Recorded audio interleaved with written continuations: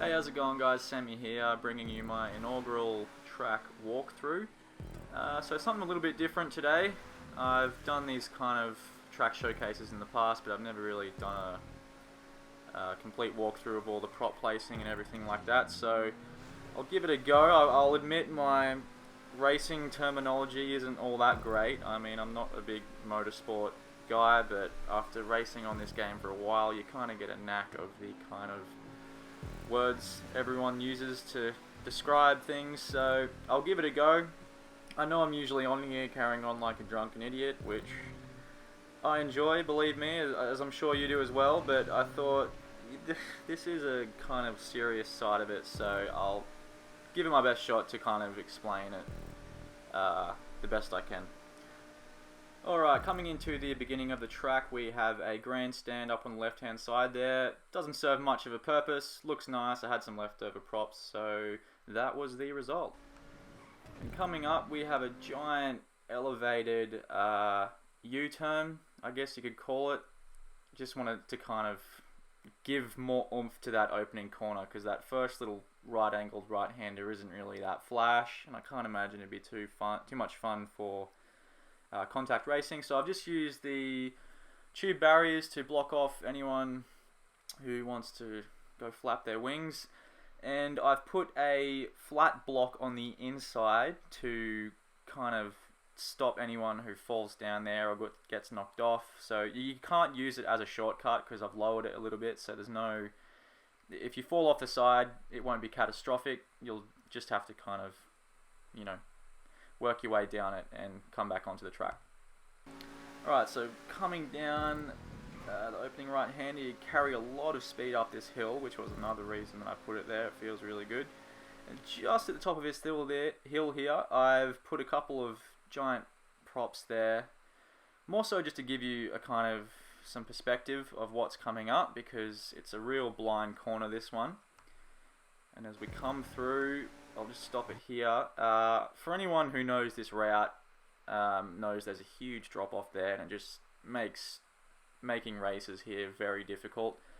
So I've done my best to put a little chicane in here, and I think I got there in the end after tampering with it for a bit. Alright, coming up here we have a banked corner. I've blocked off a lot of those boulders there. Once again, contact racing, you never know what's gonna happen, so you know, it'll save you. You can't use it as a wall hit, I don't think. You won't save any time doing so. It's just purely for the safety of everyone else.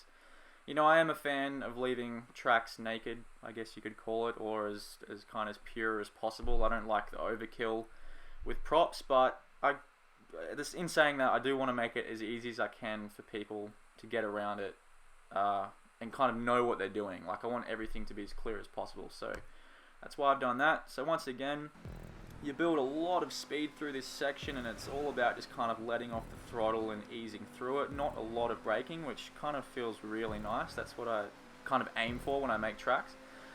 This bit here is, oh, it's a bitch. I spent so long trying to flatten it out, but you just can't help but get massive air time off this jump here. So once again, I put that giant barrier behind there, and see how I've kind of lined up my left wheel with the outside of that barrier? That's because that's kind of where you've got to aim. That's where to like optimize that corner. Because yeah, if it's a real blind corner once again, so I've just put that there to let you know that there's a corner coming up. So yeah, you get a lot of air time. This whole section I've banked it and put barriers there just to once again make it easier for people to kind of know what they're going. So coming down through this downhill section, it's all very smooth except for that oversteer. Yeah, so this one I banked up fairly high to kind of, it actually extends the track a little bit. It makes it wider, because where I've raised that barrier, the asphalt barrier, it actually goes to where the dirt would usually be, so it actually makes the track wider. I mean, you could argue that it makes it too easy, and you know, it doesn't take skill to get around the track, but I disagree, because the optimal lines still aren't on the banked part of the track. So the reason I bank the corners is because, I mean, it looks nice and gives direction, and for contact racing, if you kind of get stuck on someone's outside, it just kind of helps to kind of have those G-forces pressing against you and holding you on the track. So yeah, that's why I put it there. So yeah, coming down the downhill section again, I got Chris on my tail giving me some trouble. And this section here, once again, it was a really boring little right-hander there that you have to slow down for way too much. So I just went ahead and made a giant U-turn there, which feels really nice if you get it right.